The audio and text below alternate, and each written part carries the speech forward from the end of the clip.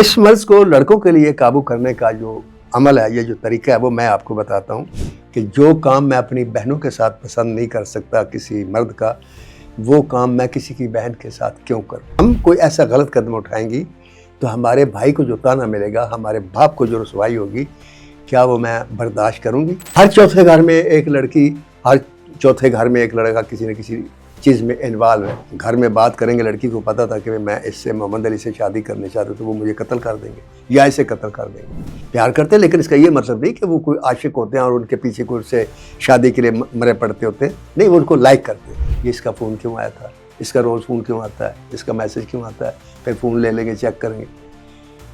What is this nonsense? بسم اللہ الرحمن الرحیم۔ میرے پیارے سامعین اور میرے معزز ناظرین، میں آپ کا ناصر ادیب، دی لیجنڈز آف ناصر ادیب شو۔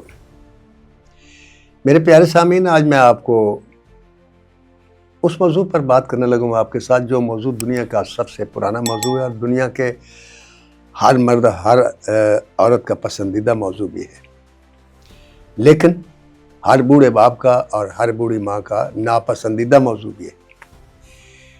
اور یہ بڑی عجیب بات ہے کہ جوانی میں یہ موضوع ان کے لیے پسندیدہ ہوتا ہے اور بڑھاپے میں یہ موضوع ان کو پسند نہیں آتا۔ آپ یوں کہہ لیں، اس کا آسانی کے لیے یہ سمجھ لیں کہ جوانی میں جو چیزیں انسان خود کرتا ہے، بڑھاپے میں وہ نہیں کر پاتا، تو پھر وہ کسی کو کرتے نہیں دیکھ سکتا۔ اس کی نفسیاتی وجہ یہ بھی ہو سکتی ہے۔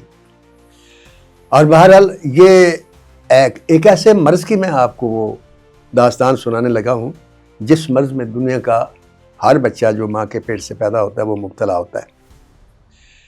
اور اس مرض کی کئی قسمیں ہیں، تو میں اس کی ایک قسم آج بیان کروں گا۔ اب آپ سوچ رہے ہوں گے کہ وہ کون سی مرض اور وہ کون سا موضوع ہے جو آپ سب کا پسندیدہ موضوع ہے اور جس بارے میں آپ بڑی دلچسپی سے سننا پسند کریں گے۔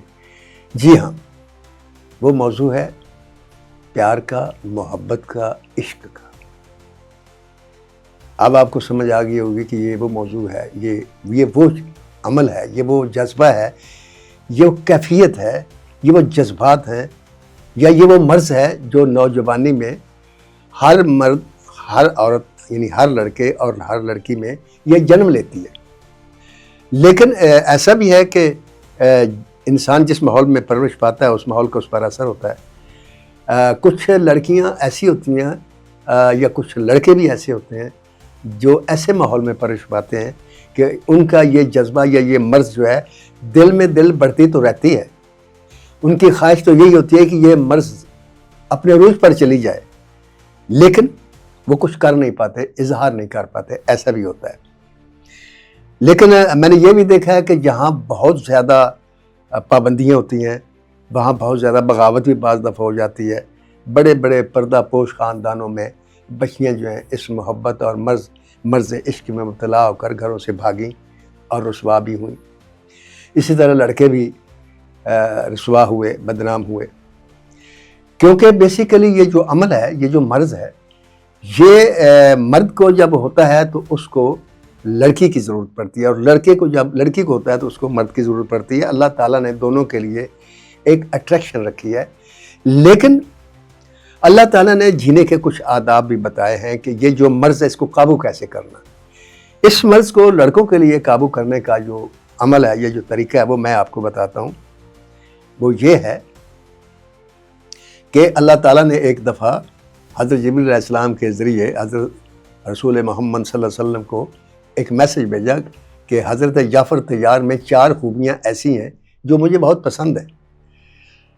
حضور صلی اللہ علیہ وسلم کو یہ تو نہیں بتایا گیا کہ وہ خوبیاں کون، انہوں نے حضرت جعفر علیہ السلام کو بلا لی، وہ حضرت علی کرم اللہ وجہ کے بھائی تھے، تو انہوں نے مبارکباد بھی دی کہ تمہاری 4 صفات اللہ تعالیٰ کو بہت پسند ہے، یار مجھے بتاؤ۔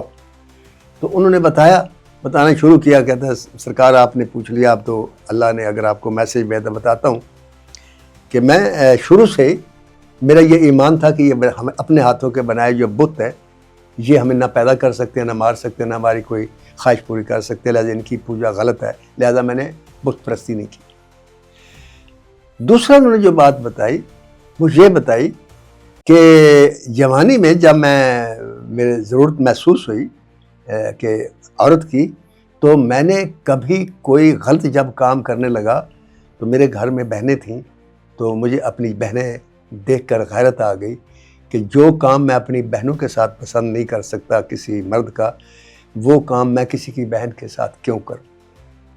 لہٰذا اس جذبے کو انہوں نے اس غیرت کے تحت کنٹرول کیا۔ لہٰذا میں سمجھتا ہوں کہ تمام نوجوان جو مرض عشق میں مبتلا ہو کے عجیب و غریب حرکات کرتے ہیں، لڑکیوں کے پیچھے بھاگنا، ان کو بدنام کرنا، ان کو پھنسانے کی کوشش کرنا، یہ نہ کریں۔ صرف یہ سوچا کریں جو عمل آپ کر رہے ہیں کیا وہ عمل آپ خود برداشت کر سکیں گے؟ نہیں کر سکیں، لہٰذا آپ اس سے باز آ جائیں۔ اسی طرح جو لڑکی ہیں ان کو بھی یہ سوچنا چاہیے کہ ہم کوئی ایسا غلط قدم اٹھائیں گی تو ہمارے بھائی کو جو طعنہ ملے گا، ہمارے باپ کو جو رسوائی ہوگی، کیا وہ میں برداشت کروں گی؟ یا کل جب میں ماں بنوں گی اور میری بیٹی ایسی کام کرے گی تو کیا مجھ سے برداشت ہوگا؟ تو یقیناً اس کا جواب نفی میں ہوگا اور وہ بھی باز آ جائے گی۔ اس کا بہترین طریقہ یہ ہے، اگر آپ کسی لڑکی کے پیار میں مبتلا ہو گئے ہیں یا لڑکی کسی لڑکے کے پیار میں مبتلا ہے، یہ آپ وہ فطری جذبہ جس کو آپ روک نہیں سکتے، یہ ہو گیا، اٹس اوکے۔ اس سے آگے یہ ہے کہ نکاح کریں، اپنے گھر والوں کو آپ، لڑکا بھی بتائے، لڑکی بھی بتائے، اور لڑکے والے جو ہیں وہ بھی اس بات کو بیس نہ بنائیں کہ لڑکی غریب ہے یا زیادہ امیر ہے، اور لڑکی والے بھی یہ انا نہ بنائیں کہ لڑکا یوں ہے ایسے ہے۔ ان کو نکاح کر دینا چاہیے تاکہ بدکاری کا راستہ بھی روکا جا سکے، رسوائی کا راستہ بھی روکا جا سکے۔ خیر، ان باتوں کے علاوہ جو اصل بات میں بتانا چاہتا ہوں کہ اس کے باوجود یہ وہ مرض ہے جس میں مبتلا ہونے والا آدمی بہت کم سنبھلتا ہے۔ ایسی قسم کے ایک نوجوان کی اور ایک لڑکی کی آج میں آپ کو داستان سنانے لگا ہوں کہ جن کے رتبے میں بھی بہت زیادہ فرق تھا۔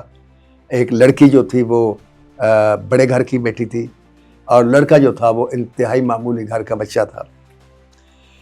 لڑکی کا نام تھا اقبال بانو اور وہ بہت اچھے خاندان کی، ایک شریف خاندان کی، پڑھے لکھے خاندان کی بچی تھی۔ اور یہ واقعہ ہے جو ابھی ہندوستان اور پاکستان جو تھے وہ ایک تھے اور حکومت انگریز کی تھی، اور اس دور میں کسی لڑکی کا اس طریقے سے سرعام عشق کرنا بالکل پوری دنیا میں پھیل جاتا تھا۔ آپ دیکھیں جن عاشقوں کی داستان جو ہم تک پہنچی ہے، ہیر رانجھا، لیلا مجنو، مرزا جٹ، صاحباں اور سسی پنو، سونی مہیوال، یہ کیوں پہنچی، یہ کیوں مشہور ہوئے؟ اس لیے کہ اس وقت اس قسم کی بات ہو ہی نہیں سکتی تھی، کوئی لڑکی سوچ بھی نہیں سکتی تھی کہ میں کسی لڑکے کے پیار میں مبتلا ہو کر اس کے ساتھ بھاگ جاؤں گی یا اس کے لیے رونا چیخنا چلانا شروع کروں گی، اور نہ ہی کسی لڑکے کو یہ جرأت ہوتی تھی کہ وہ کسی کی بیٹی یا بہن کے ساتھ اس طریقے سے برملا عشق کرے اور اسے رسوا کرے۔ تو ان عاشقوں نے جب اس قسم کی حرکت کی تو وہ کریا پھیلے، گاؤں وہ داستان تھا، وہ فلانے دے منڈے نے ایا کیتا، فلانے دی کڑی نے ایا کیتا، تو وہ اتنی مشہور ہو گئی داستان نے کہ وہ آج تک ہمارے پاس ہے۔ آپ نے نوٹ کیا کہ جدید دور جب شروع ہوا ہے، آپ یہاں سے لے 47 کے بعد سے جب یہ دوسری جنگ عظیم ختم ہوئی تو جدید دور شروع ہو گیا نا، تو اس جدید دور کے بعد اس کے بعد سے آج تک آپ نے کسی عاشق کی کہانی سنی ہو یا کسی معشوقہ کی کہانی سنی ہو، کوئی ہیر پیدا ہوئی ہو، کوئی رانجھا، کوئی مرزا، کوئی صاحباں، کوئی سونی، کوئی مہیوال، کوئی سسی، کوئی پنو نہیں پیدا ہوا؟ کیوں نہیں پیدا ہوا؟ کہ اب یہ عام چیز ہو گئی ہے، ہر چوتھے گھر میں ایک لڑکی، ہر چوتھے گھر میں ایک لڑکا کسی نہ کسی چیز میں انوالو ہے۔ یہ اب کوئی اچنبے کی بات نہیں رہی، یہ کوئی ایسی بات نہیں رہی جس کو بڑی حیرت کے ساتھ اوہ ایسا ہو گیا، یہ ہو گیا، وہ ہو گیا۔ ایک دور تھا، مجھے یاد ہے بچپن میں کہ ایک دفعہ لال اندھیری جو ہے نا وہ آئی تو میری ماں نے استغفار پڑھنا شروع کر دیا، جھاڑو دے رہی تھی، سین میں ایک دم اٹھی تو دیکھا، میں کیا ہو، کہندی ایک پتر لال اندھیری، تو میں کہا ماں تو استغفار کیوں پڑھے، ہوا تیز چلی، کہندی نہیں پتر لال اندھیری ادو چڑھتی جدوں کسی جگہ قتل ہوندا کوئی انسان۔ تو مجھے یاد ہے کہ وہ زمانہ ایسا تھا تو واقعی قتل بھی ہوا۔ آج کبھی لال اندھیری آپ نے نہیں دیکھی ہوگی، آج کالی آندھی آتی ہیں، مٹی اڑانے والی آندھی آتی ہیں، تیز ہوائیں ضرور چلتی ہیں، لال اندھیری نہیں چڑھتی، کیونکہ کوئی دن ایسا نہیں گزرتا جس دن قتل نہیں ہوتا۔ تو اسی طرح اب کوئی دن ایسا نہیں ہے جس میں یہ پیار محبت، یہ بڑی ایک عام سی ایک فیشن بھی ہو گیا ہے، اب سٹائل بھی ہو گیا ہے، اور یہ بھی کہتے ہیں یار اٹس اوکے، یہ ہوتا ہے، اٹس اوکے، یہ بات ہو گئی، غیرت عزت وہ سب چیزیں پیچھے چلی گئی. وہ پڑھے لکھے خاندان کی، بڑے خاندان کی بچی نام اقبال بنو، ٹانگے پر اسکول جاتی تھی، کوچ وان چھوڑنے جاتا تھا. ایک دن کوچ وان بیمار ہو گیا تو اس نے اپنے بیٹے سے کہا، اس کا نام محمد علی تھا، کہ بیٹا میں وہ لڑکی کو چھوڑنے جاتا ہوں اقبال بانو کو، تو آج تم چلے جاؤ. کہتا جی ٹھیک ہے. اس نے ٹانگا پکڑا، وہ چلا گیا. وہ اپنے ٹانگے کی طرح سے سنبھال رہا تھا کہ ایک دم وہ لڑکی اندر سے آئی اور اس نے دیکھا تو آگے کا لڑکا کھڑا ہوا تھا.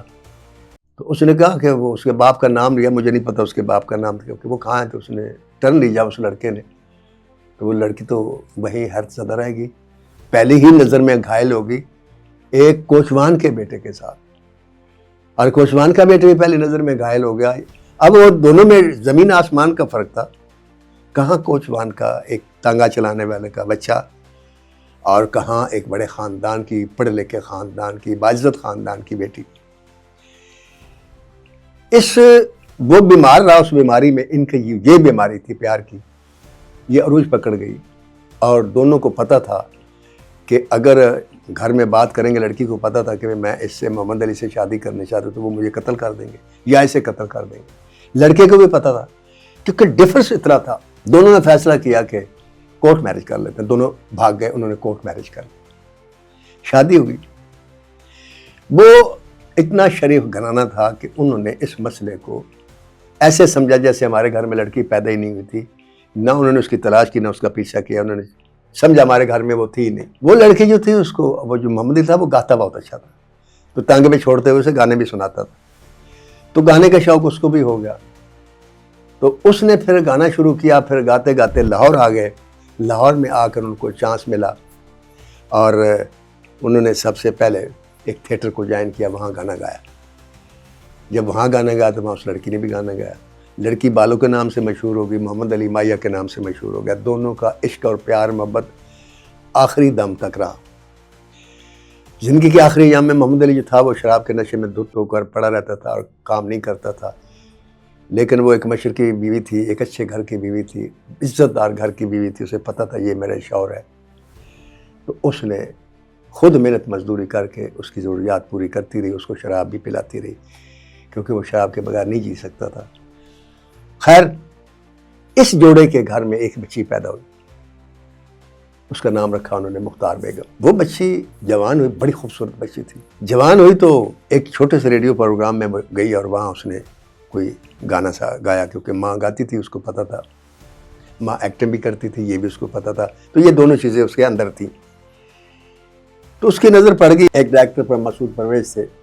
انہوں نے دیکھا اس لڑکی کو بڑی اچھی لگی، تو انہوں نے اس کو کہا کہ پہلے میں کام کروں. وہ راضی ہوئی. میں ابھی نام نہیں بتاؤں گا آپ کو اس کا، مختار بیگم نام تھا اس کا اوریجنل. کام کیا. بیلی فلم پہلی اس کی فلم تھی. بیلی فلم ریلیز ہوئی، لیکن بیلی فلم جو تھی اس سے اس لڑکی کو شہرت نصیب نہیں ہوئی جو ہونی چاہیے تھی. ایک عام روٹین کی فلم تھی.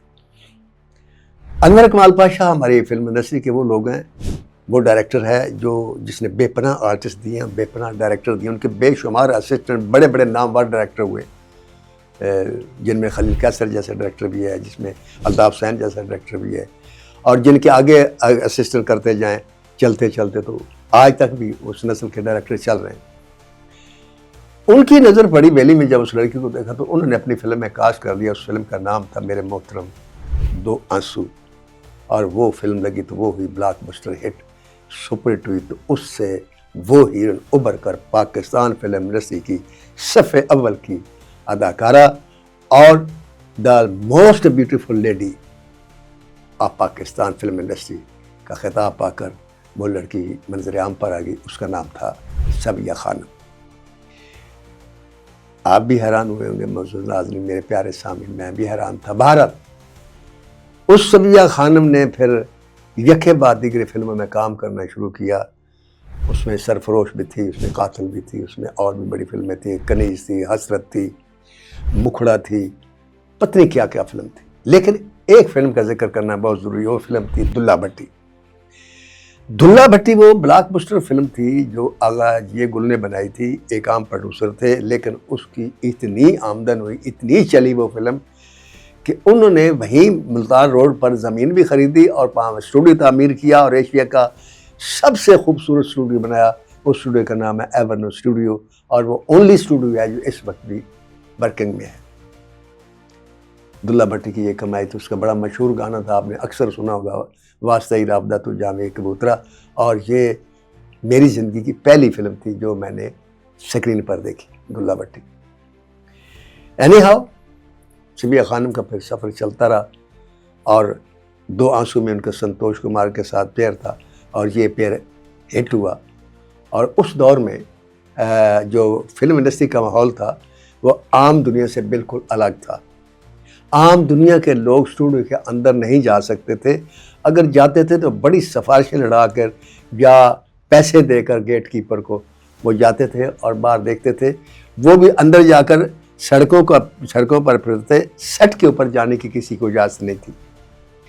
یہ مجھے اس لیے یقین ہے کہ سیٹ پر میں شاید ان خوش نصیب لوگوں میں سے ایک ہوں جس نے پاکستان فلم انڈسٹری میں آنے سے پہلے, میں کالج میں پڑھتا تھا 12ویں جماعت میں, تو میں نے ایورنو شاہ نور اسٹوڈیو میں شوٹنگ دیکھی تھی. سیٹ پر جا کے سنتوش کمار کی, صبیہ خانم کی اور ایم اسماعیل کی. فلم کا نام تھا آزاد. تو مجھے نذیر علی جو میوزک ڈائریکٹر تھے وہ لے کر گئے تھے. تو اینی ہاؤ اس دور میں جتنی بھی فلم انڈسٹری سے متعلقہ خواتین تھیں, خواہ وہ ہیروئن تھیں, خواہ وہ عام ڈانسر تھیں یا بی کلاس ہیروئن تھیں یا سنگر تھیں, وہ جو بھی تھیں, ان کی دنیا جو تھی نا وہ صرف فلم انڈسٹری کی دنیا تک محدود تھی. لہٰذا اس دور میں, یہ 1950 کے دور سے لے کر 1960 تک کے دور کی میں آپ کو بات بتا رہا ہوں, 50 سے 60 کی دہائی میں فلم نگر جو تھی وہ ایک الگ نگر تھی. اور یہاں ہماری جو دنیا یہ ہے اوریجنل, یہ ایک الگ دنیا تھی. کوئی میل ملاپ کسی آدمی کا کسی ہیروئن سے نہیں ہوتا تھا باہر کا. ان کی ساری فیملی, ساری دنیا اسٹوڈیو کی چار دیواری تھی. لہٰذا 50 سے 60 کی دہائی میں جتنی بھی لڑکیاں انڈسٹری کی نامور آئیں, سب نے ایک کو چھوڑ کر صرف پاکستان فلم انڈسٹری کے فنکاروں سے ہی شادی کی. مثلاً نیئر سلطانہ نے درپن سے شادی, زریں نے پنہ نے ایس سلیمان سے شادی کی, صبیہ خانم نے سنتوش سے شادی کی, زبیدہ خانم نے کیمرہ مین ریاض بخاری سے شادی کی. ایک خاتون تھی نجمہ نام کی, وہ فلم میں کام کرنے کے لیے آئی تھی, ابھی بی کلاس لڑکی تھی, اس سے آغا جی گل نے شادی کی. اور سلونی سے باری ملک نے شادی کی جو باری اسٹوڈیو کے مالک تھے. اور اسی طرح ایک اور فلم انڈسٹری کی عورت تھی جسے بابر بلال کیمرہ مین تھے, انہوں نے شادی کی. کہنے کا مقصد ہے, ہاں سورن لتا تھی, انہوں نے ڈائریکٹر نذیر سے شادی کی. کہنے کا مقصد یہ ہے کہ اس وقت ان کی دنیا صرف انڈسٹری تھی اور ان میں کوئی بھی شادی ایسی نہیں جس میں طلاق ہوئی. تمام شادیاں آخر دم تک قائم رہی اور کامیاب رہی. یہ میں آج جو فلم انڈسٹری کی لڑکیوں سے شادی کرتے ہیں نا اور 2 سال بعد 3 سال بعد ان کو چھوڑ دیتے ہیں, میں ان کے لیے ایک مثال بیان کر رہا ہوں. اس کی وجہ بھی بتاتا ہوں کہ طلاق کیوں نہیں ہوئی. وجہ یہ تھی کہ جو شادی لڑکا کرتا تھا, مثلا سنتوش نے اگر صبیہ سے شادی کی تو ان کو پتہ تھا کہ صبیہ خانم کے بے شمار فینز ہیں جو آتے ہیں, جن کے فون بھی آتے ہیں, جن کے میسج بھی آتے ہیں, خط بھی آتے ہیں, ان کو پروٹوکول بھی ملتا ہے. جس سیٹ پر جاتی ہیں اس سے ہر آدمی دل میں ان کے لیے پیار رکھتا ہے. تو وہ اس چیز کو مائنڈ نہیں کرتے تھے کیونکہ یہ ایک نیچرل سی بات ہے کہ پھر جو سٹار ہے اس کے لاکھوں فین ہوتے ہیں, پیار کرتے ہیں, لیکن اس کا یہ مطلب نہیں کہ وہ کوئی عاشق ہوتے ہیں اور ان کے پیچھے کوئی سے شادی کے لیے مرے پڑتے ہوتے ہیں. نہیں, وہ ان کو لائک کرتے ہیں. لیکن جو باہر کا دنیا کا آج کا بندہ ہے وہ جب ہماری انڈسٹری کسی لڑکی سے شادی کرتا ہے تو اس وقت اس کو کوئی بعد میں فون آنا, کسی محفل میں چلے جانا, کسی کا آئی لو یو کہہ دینا, کسی کا گفٹ بھیج دینا, تو ان کو موت پڑنے لگ جاتی. یہ اس کا فون کیوں آیا تھا, اس کا روز فون کیوں آتا ہے, اس کا میسج کیوں آتا ہے, پھر فون لے لیں گے, چیک کریں گے. واٹ از دس نانسن. اسی طرح اس دور کی لڑکی کو بھی پتہ تھا کہ جو سنتوش کمار ہے یا درپن ہے یا ایس سلیمان ہے یا ریاض بخاری ہے, ان کی بھی لڑکیاں فین ہیں, ان کو بھی میسج آتے ہیں, ان کو بھی وہ کہتی ہیں آئی لو یو, کوئی بات نہیں. تو ان دونوں نے ایک دوسرے کے مزاج کو اور ایک دوسرے کے پروٹوکول کو دیکھنے کے بعد شادیاں کی. اور آپ اس سے اٹھا کر دیکھ لیں, تمام شادیاں آخر دم تک قائم رہیں. لیکن پاکستان فلم انڈسٹری کے بعد اس دور کے بعد جو 70 سے لے کر آج تک کے اس دور میں یہ 60-70 سالوں میں جو شادیاں ہوئی ان کے میں 90% شادیاں جو ہیں وہ ناکام ہوئی. تو بعض تو 2 سال بھی نہیں چلی، بعض سال نہیں چلی. کیوں؟ اس کی وجہ یہی ہے. تو میرا یہ مشورہ ہے شادی کرنے والوں سے کہ جب انڈسٹری کی لڑکی کو شادی کریں، آپ اس کی شہرت سے شادی کرتے ہیں، آپ اس کے گلیمر سے شادی کرتے ہیں، آپ اس لیے اس کو اپنا لیتے ہیں کہ دنیا کو یہ پتہ چلے کہ جس لڑکی کے لیے ساری دنیا فین اور آہیں بھرتی ہے، یار وہ فلاں آدمی لے گیا. لیکن اس کو پھر انجوائے کریں نا، پھر اس کے بعد اس کی لائف کو اذیت نہ ماحول میں تبدیل نہ کرے، کیونکہ ان کو ایک عادت پڑ چکی ہوتی ہے نا. ہم لوگ ہیں نا، ہمیں یہ عادت پڑ گئی ہے کہ ہم جب جاتے ہیں ہمیں پروٹوکول ملتا ہے. فلم انڈسٹری کے لوگ کیوں بیماریوں میں مبتلا ہو جاتے ہیں جب ان پر زوال ہوتا ہے؟ وہ پروٹوکول دیکھتے ہیں کہ میں گیا تو فلاں اٹھ کر کھڑا ہو گیا، اس نے سلوٹ کیا، سلام کیا، یہ کیا، دعوت کی، فون کیے، گھر آئے، گفٹ دیے. لیکن جب وقت نہیں ہوتا انڈسٹری پر اور ان پر، پھر نہ کوئی گفٹ آتا ہے، نہ کوئی فون آتا ہے، نہ وہ لوگ، نہ وہ پروٹوکول رہتا ہے. تو اسی لیے اللہ تعالیٰ نے فرمایا نا، اسی کا نام شکر ہے اور اسی کا نام صبر ہے. اللہ تعالیٰ نے کلام پاک میں فرمایا ما یفعل اللہ بعذابکم، کہ مجھے اللہ کو کیا ملے گا تم لوگوں کو عذاب دے کر. اور واقعی سوچیں اگر ہمیں وہ آگ میں جلاتا ہے تو کیا وہ بڑا ہو جائے گا؟ وہ ہمارے آگ میں جلنے سے بڑا نہیں ہے، وہ ویسے ہی بڑا ہے. اور اگر ہم اس کی عبادت کریں سجدے کر تو اس سے بھی اس کی شان میں بڑائی نہیں ہوتی. ہاں ہماری عاجزی کا اظہار ہوتا ہے، ہم کتنے عاجز ہیں اس کے سامنے، ہم کتنے کمزور ہیں، ہم پر اس کے کتنے احسان ہیں. اس بات سے وہ خوش ہو جاتا ہے. تو وہ وہاں 2 ہی شرطیں رکھی، ما یفعل اللہ بعذابکم، کہ اللہ کو تمہیں عذاب دے کر کیا ملے گا، ان شکرتم و آمنتم، اگر تم شکر ادا کرو، شکر گزار بن جاؤ اور ایمان لے آؤ. ایمان اللہ پر، اس کے رسول پر. اور شکر یہی ہے کہ جس حال میں بھی رکھے انسان کو اللہ، اس میں وہ خوش رہ سکے. یہی اللہ کا فیصلہ ہے. تو اللہ کے فیصلے تو غلط نہیں ہوتے. جب آپ یہ کہتے ہیں یار میرے ساتھ ظلم ہو گیا، دیکھو میرے ساتھ زیادتی ہو گیا. اکثر لوگ کہتے ہیں کسی کا جوان بیٹا مرد، یار اتنا بڑا ظلم ہوا ہے. کس نے ظلم کیا بھائی؟ مارا کس نے؟ مارا اگر کسی عام آدمی نے مارا تو ظلم ہے، اس آدمی کا ظلم ہے، اللہ کا ظلم نہیں ہے. اللہ کبھی کسی پر ظلم نہیں کرتا.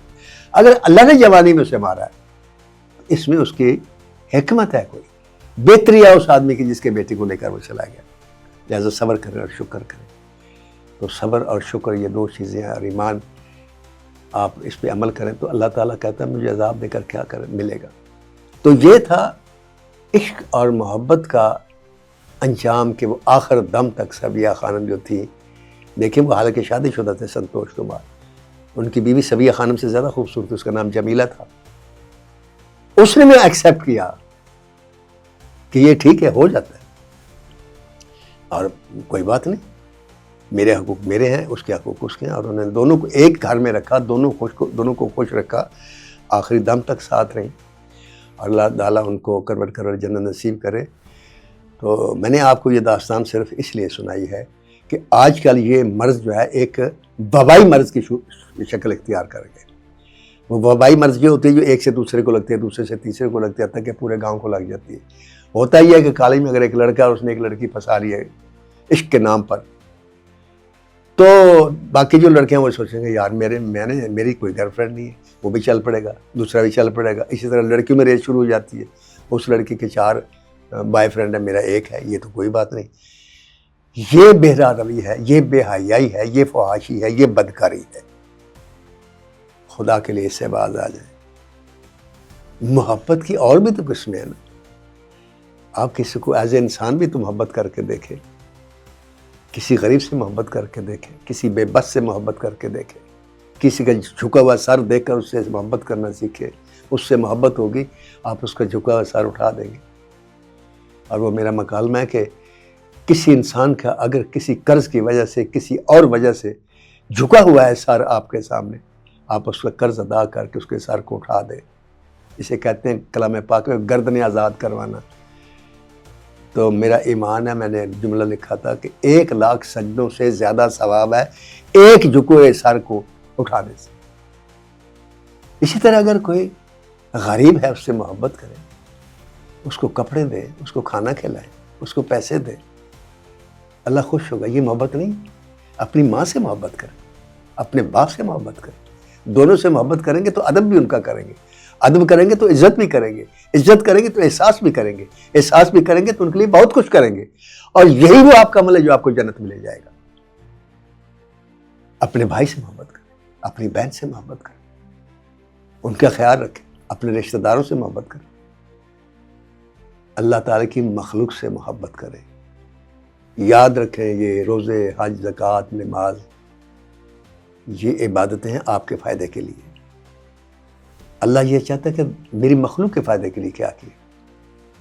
آپ یاد رکھیں عبادت مسجد کے اندر نہیں ہوتی، عبادت مسجد سے باہر شروع ہوتی ہے۔ مسجد میں آپ نے نماز پڑھی، پتہ کیا ہے؟ دیکھنے والے کو یہ پتہ چلے گا یہ مسلمان ہے۔ آپ مسجد سے باہر آ کر انسانوں سے سلوک کیا کرتے ہیں، یہ بتائے گا کہ آپ کتنے اچھے انسان ہیں۔ ورنہ نماز پڑھ کے نکلتے ہیں، آگے کسی کے پلاٹ پہ قبضہ کر لیتے ہیں، کسی کو گالی دیتے ہیں، کسی کا کھا لیتے ہیں، نوکر کو تنخواہ نہیں دیتے، کسی کو ٹھوٹے مارتے۔ یہ نماز قبول ہوگی آپ کی؟ ایسا نہیں ہے۔ محبت کی بے پناہ شاخیں، بے پناہ، اور سب سے جو کمزور ترین شاخ ہے وہی وبا کی شکل اختیار کر چکی ہے۔ وہ یہ شاخ ہے جو انسان کو بے رحمی کی طرف لے جاتی ہے، جو ماں باپ بھی بھلا دیتی ہے، عزت بھی گھر کی بھلا دیتی ہے، کچھ نہیں دیکھتے، اندھے ہو جاتے ہیں، اور یہ شیطان کرتا ہے۔ وہ کہتا ہے کچھ نہیں ہوگا، یہ تمہارا حق ہے یار، پیار کیا تو پھر کیا، اس نے بھی تو کیا تھا، اس نے بھی تو کیا تھا، مثالیں دے گا آپ کے ذہن میں۔ لیکن آپ اس کی بات سنتے ہیں، آپ اپنے دل کی بات نہیں سنتے۔ اللہ تو آپ کے دل کے اندر بیٹھا ہوا ہے، اس کی بھی سنیں نا، اس کو سننا۔ جو آواز آپ کے اندر سے آتی ہے وہی تو اصل آواز ہے، اس کو اگر سننا سیکھ جائیں گے تو آپ کا بیڑا پار ہو جائے۔ اللہ حافظ۔